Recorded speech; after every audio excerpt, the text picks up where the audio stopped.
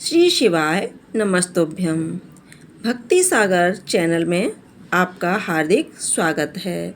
कैसे हैं आप सब, यह बताने के लिए कमेंट बॉक्स में श्री शिवाय नमस्तुभ्यम अवश्य लिखें। आज हम इस वीडियो के माध्यम से संतान सप्तमी व्रत के बारे में जानेंगे। संतान सप्तमी व्रत कब किया जाता है, संतान सप्तमी व्रत के क्या नियम होते हैं, संतान सप्तमी व्रत करने से क्या फल मिलता है। तो चलिए शुरू करते हैं। भाद्र मास की शुक्ल पक्ष की सप्तमी तिथि को संतान सप्तमी और अनंत सप्तमी के नाम से जाना जाता है।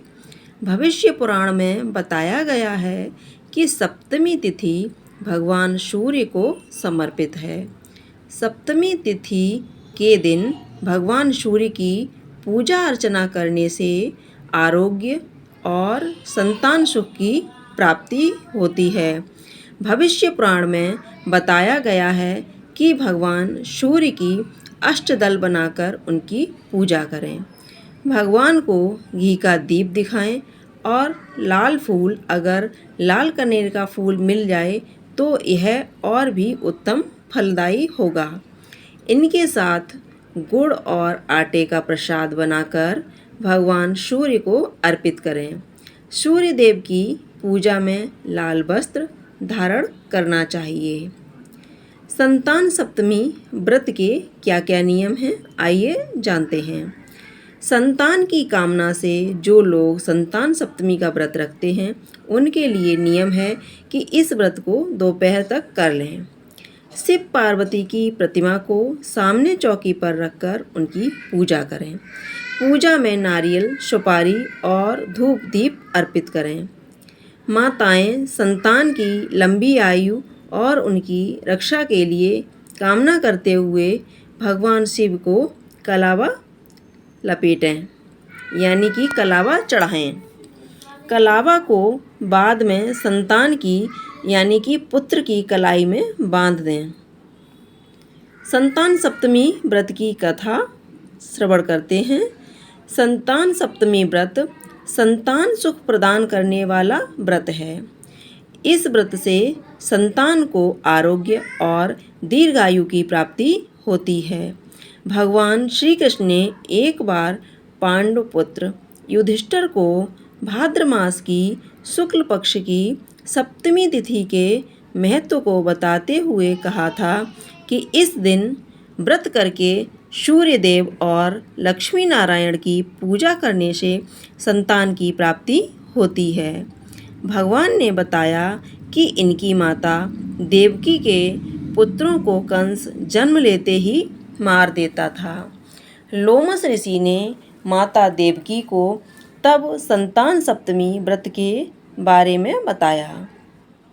माता ने इस व्रत को रखा और लोमस ऋषि के बताए विधान के अनुसार माता ने इस व्रत के नियम का पालन किया। इससे मेरा जन्म हुआ और मैंने कंस के अत्याचार से धरती को मुक्ति दिलाई। संतान सप्तमी व्रत कथा में राजा नहुस की पत्नी की भी कथा प्रसिद्ध है। एक समय अयोध्या में बड़े प्रतापी नहुस नामक राजा राज्य किया करते थे। राजा की पत्नी का नाम चंद्रमुखी था, जिनकी एक प्रिय सहेली थी रूपमती। एक बार रानी चंद्रमुखी अपनी सहेली के साथ सरयू तट पर स्नान करने गईं, तो वहां उन्होंने देखा कि बहुत सी महिलाएं संतान सप्तमी व्रत का पूजन कर रही थीं। रानी अपनी सहेली के साथ वहां बैठकर संतान सप्तमी व्रत पूजन देखने लगी। उन्होंने भी निश्चय किया कि संतान प्राप्ति के लिए वह भी इस व्रत को रखा करेंगी, लेकिन समय अंतराल में वह भूल गईं। समय का चक्र चलता रहा और रानी और उनकी सहेली देह त्याग कर परलोक चली गईं। फिर इनका पशु समेत अनेक योनियों में जन्म हुआ और फिर उन्होंने अपने कर्म फल से मनुष्य शरीर प्राप्त किया। रानी चंद्रमुखी ईश्वरी नामक राजकन्या हुई और उनकी सहेली रूपमती ब्राह्मण की कन्या हुई। इस जन्म में रूपमती को अपने पूर्व जन्म की सभी बातें याद थीं। उसने संतान सप्तमी का व्रत किया, जिससे उसे 8 संतान प्राप्त हुई, लेकिन ईश्वरी ने इस व्रत को नहीं किया, जिससे वह इस जन्म में भी निसंतान थी। रूपमती के पुत्रों को देखकर ईश्वरी को जलन होती थी और उसने कई बार उन्हें मारने का प्रयास किया, लेकिन वह असफल रही। बाद में उसने अपनी गलती मान ली और रूपमती से क्षमा मांगी। रूपमती ने ईश्वरी को क्षमा कर दिया और संतान सप्तमी व्रत करने के लिए कहा। इस व्रत से ईश्वरी को भी संतान सुख की प्राप्ति हुई। इस व्रत को करने से संतान सुख की प्राप्ति होती है। जिस स्त्री को संतान नहीं है, वह स्त्री सच्चे मन से श्रद्धा से माता गौरी की पूजा करे, अर्चना करे, तो उसे संतान की प्राप्ति होती है। और जो माताएं संतान होने के बाद व्रत करती हैं, पूजन करती हैं, उनके पुत्रों की आयु लंबी होती है।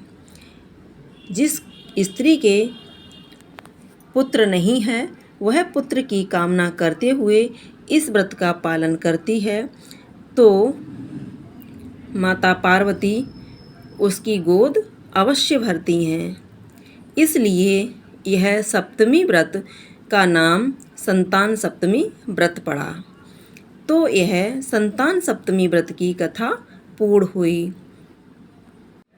अगर आपने अभी तक हमारे चैनल को सब्सक्राइब नहीं किया है, तो चैनल को सब्सक्राइब करके बेल आइकन को दबा दें। इससे आने वाली त्योहारों की जो भी वीडियो हैं, आपको टाइम से मिलती रहेंगी, समय से मिलती रहेंगी। इसलिए बेल आइकन को प्रेस ज़रूर करें। श्री शिवाय नमस्तुभ्यं। हर हर महादेव। जय हो माता गौरी की।